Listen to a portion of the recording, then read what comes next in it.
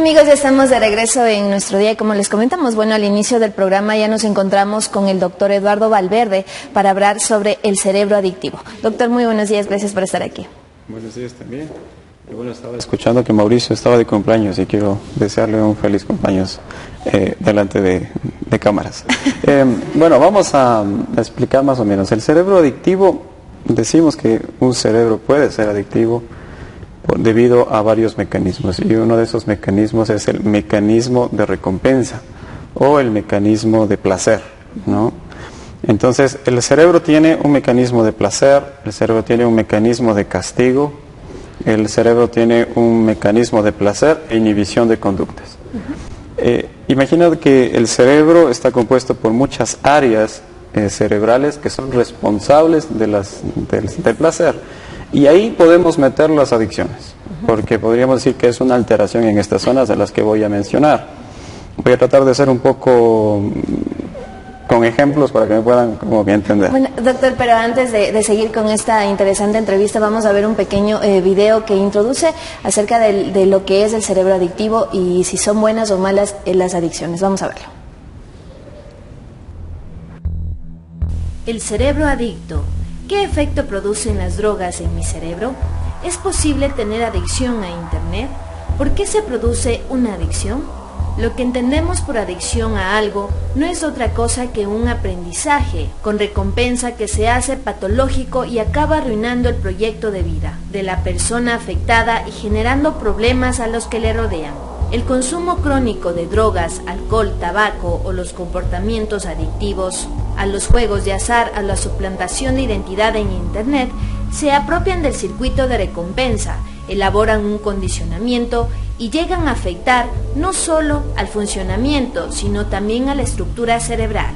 El riesgo y la aventura, la curiosidad por lo desconocido, generan un placer innato, mayor o menor según el temperamento de cada uno. Las situaciones que entrañan peligro provocan un aumento de dopamina, neurotransmisor que procesa los estados de emoción positiva. El convencimiento de tener el destino de uno mismo en las propias manos supera una crisis y no estar solo suponen una buena prevención para no caer en la destructiva red de la dependencia y adicciones. Nuestro cerebro procesa todo y nosotros debemos aprender a controlar y saber lo que queremos hacer con nuestras vidas. Bueno, doctora, ahí vimos una pequeña introducción de lo que son las adicciones y de cómo funciona el cerebro. Estábamos hablando de los mecanismos del cerebro. Sigamos. Así es.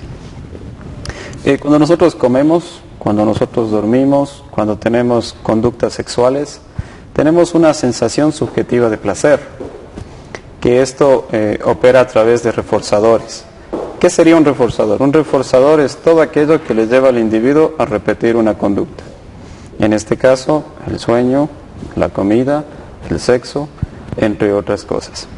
En el cerebro hay una zona específica que controla estos reforzadores y está formada por el área de placer, que forman algunas estructuras como el área tegmental ventral, que se conecta con el núcleo accumbens, la amígdala cerebral y zonas muy importantes como la zona prefrontal y el sistema mesolímbico. Resumiendo, esas áreas son muy importantes. ¿Cómo se conectan entre sí para dar la información de placer? Como vimos en el video, se lo hace a través de sustancias químicas, en este caso las dopaminas, las serotoninas, tenemos también neurotransmisores GABA, que están como inmersos en este proceso de dar la información de la sensación de placer al cerebro. Tiene que pasar por la corteza frontal, el neocórtex, pero para que pase por ahí es necesario pasar por todo este circuito del que estamos hablando. Ahora, por ejemplo, un buen chiste o escuchar música puede producirnos una sensación subjetiva de placer. ¿Qué pasa en las personas que consumen cualquier tipo de sustancia? Estos reforzadores naturales como los que acabamos de mencionar, un buen chiste, la música, la comida, el sexo, pierden fuerza, es decir, se altera este sistema de recompensa de tal manera de que el individuo necesita un estímulo mayor para volver a sentir esa sensación de placer. Lo que a nosotros escuchar música sería placentero o conversar con alguien podría ser placentero, para ellos ya no es suficiente. Ya no Correcto, entonces a ese proceso de querer experimentar algo placentero como la primera vez, lo llamamos tolerancia. Entonces una persona que al inicio tuvo consumo de sustancias o drogas y la primera vez fue como inolvidable, fue una sensación muy placentera, ¿qué es lo que pasa? El individuo, vamos a imaginar que ha consumido durante un año y pierde esa sensación de la primera vez. Entonces él tiene el deseo de volver a experimentar su primera vez. Y la única forma de volver a experimentar su primera vez es consumiendo una sustancia más intensa y que sea nueva, y lo consume, como volviendo a empatar con la primera vez, y eso es lo que decimos se llama tolerancia. El otro sistema o mecanismo es el mecanismo de castigo. Tenemos en el área límbica, tenemos algo que se llama amígdala cerebral. La amígdala cerebral es lo que nos dice a nosotros qué elementos puede receptarlos como favorables, en especial de los aspectos emocionales. Es como el filtro emocional que dice acepto esto, no acepto esto, desecho esto. En el momento en que una persona consume una sustancia, ¿qué es lo que se genera en la amígdala cerebral? Manda una señal distinta, y la señal dice estamos en una situación de peligro. Es como si nosotros estuviéramos con miedo todo el día.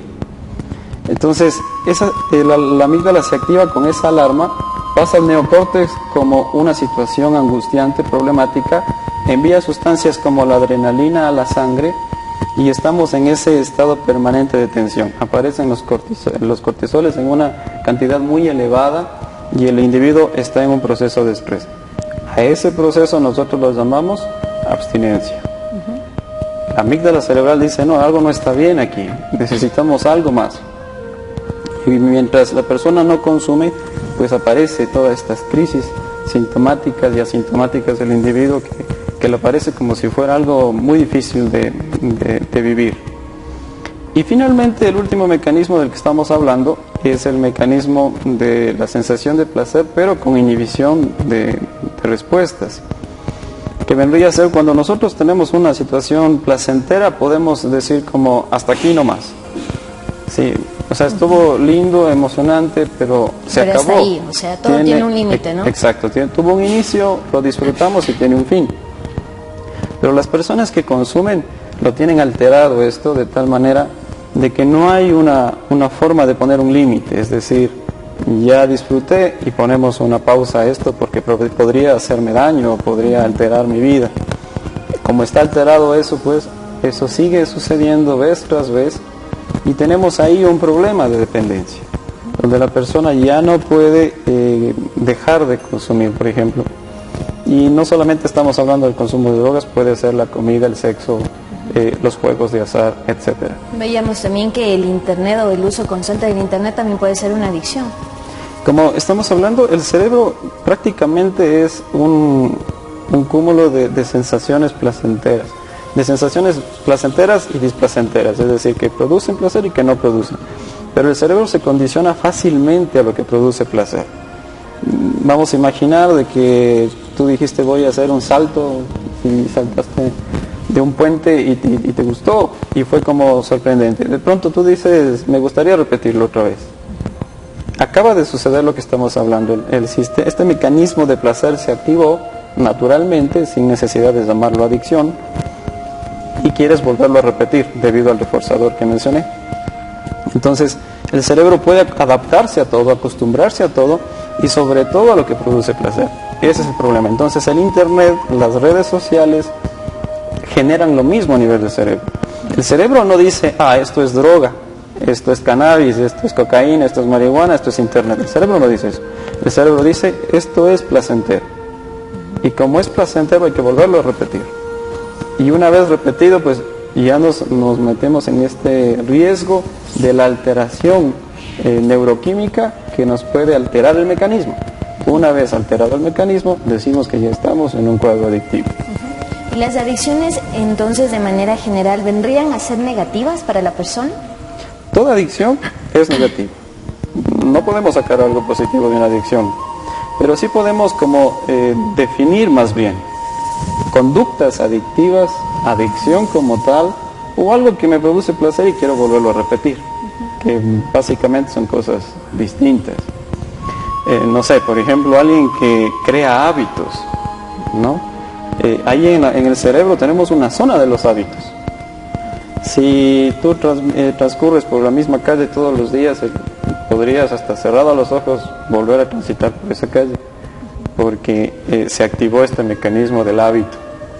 Entonces, la adicción como tal, que ya decimos adicción, que es a la conducta repetitiva vez tras vez, que ha modificado el cerebro, el comportamiento, las emociones, es negativa. Pero podemos de pronto tener otras alternativas. Puede una persona que no ha tenido una vulnerabilidad genética, porque esto es muy importante. Vamos a ver que tenemos un antecedente familiar de personas que consumían, y bueno, yo puedo tener la vulnerabilidad genética. ¿Esa vulnerabilidad me puede llevar a mí a ser un adicto? No necesariamente. Es como cuando nosotros tenemos padres alcohólicos, tenemos ya en nuestros componentes genéticos a través del aspecto filogenético y ontogenético que nosotros tenemos en nuestros genes, por así decirlo. Pero si el medio en el que yo me desenvuelvo es un medio abstemio, un medio donde no consumen, un medio donde las conductas, los roles sociales son distintos, probablemente lo tenga como una vulnerabilidad, pero no lo haya desarrollado. Entonces no significa que termine siendo un adicto. Ahora, un adicto podría cambiar, podría recuperarse. Lo difícil de las adicciones son las recaídas. Si un individuo logra pasar el periodo de abstinencia con éxito, si esa persona logra modificar sus hábitos adictivos y transformarlos por unos más saludables, dependiendo de la cronicidad, ¿no? Dependiendo del tiempo de consumo, de la sustancia.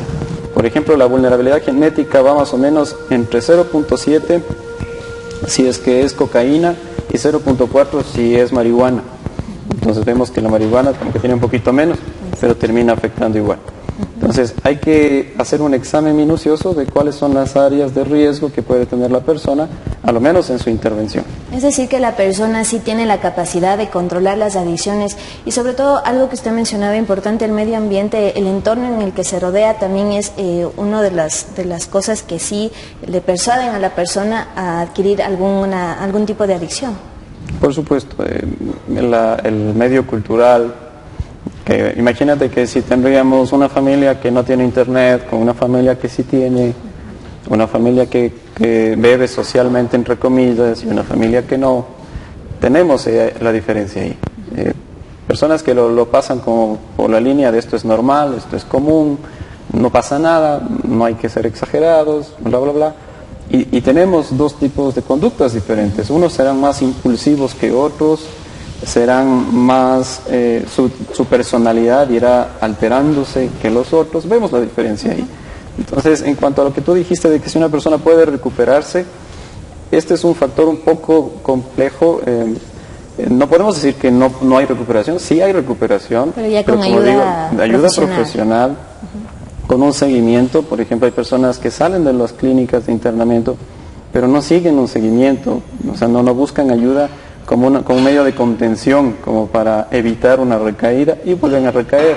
Entonces, no podemos decir que de pronto no funciona el tratamiento. Hay muchos factores que están inmersos ahí donde nos podría llevar a una recaída. Entonces, es importante ese aspecto. Doctor, ¿cuáles serían las recomendaciones para las personas que en este caso ya tienen algún tipo de adicción y necesitan ya una ayuda profesional? La recomendación única ahí sería una evaluación por un profesional. Si ya ha habido años de consumo, pues obviamente podrían recibir un internamiento, o si no es internamiento puede ser un tratamiento ambulatorio, pero esto es un aspecto multidisciplinario, por ejemplo, por medio de psiquiatras que puedan medicar, médicos que puedan llevar una revisión mensual, por así decirlo, ayuda psicoterapéutica a través de psicólogos clínicos, y si es que no necesita internamiento. Si necesita internamiento es mejor hacerlo voluntariamente, porque si es forzado, es llevado, pues los resultados son bajos, ¿no? Entonces, estar como muy pendientes de esas conductas. Si la sustancia me está dominando, me está controlando, si ya no puedo dejarla, si está alterando mi familia, mi trabajo, necesito ayuda. Y eso es lo más importante. Gracias, doctor, por estar aquí, por responder a todas estas preguntas sobre el cerebro adictivo. Ustedes también, amigos, ya escucharon. Si tienen algún tipo de adicción y ya necesitan ayuda, acudan, porque solo de ustedes depende salvar sus vidas y encaminarlas por el buen camino, ¿no? Doctor, muchísimas gracias nuevamente. Y con esto, amigos, nos vamos a una pausa y ya regresamos con más de Nuestro Día.